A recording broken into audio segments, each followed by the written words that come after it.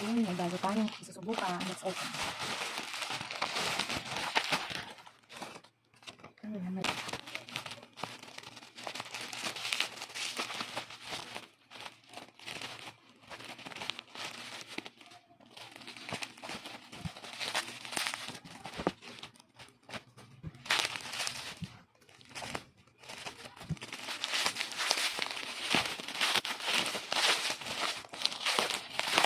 Excited ako dito.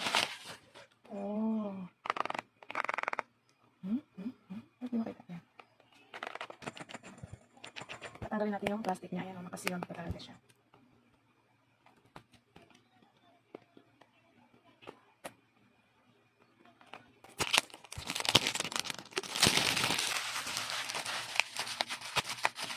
Grabe, grabe, pinapapawisan tayo. Ayan, wala na. So, kita naman yung mga details na nakalagay dito. Ayan, yung kanyang direction and storage. And, syempre, precaution or warning. Nakalagay dito yung kanyang supplement facts, everything you need to know. Syempre, binabasa dapat natin yan. Kasi nakalagay dyan yung kung ilang percent na meron yung per capsule dito. And, ayan, isang bottle is 60 capsule.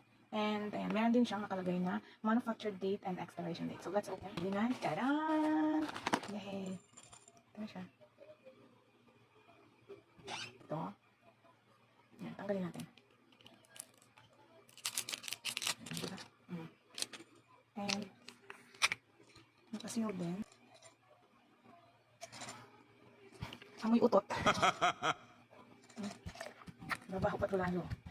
So, that's all. Ayan, update ko kayo after natin na i-take to or along the way ng pag-take natin ito.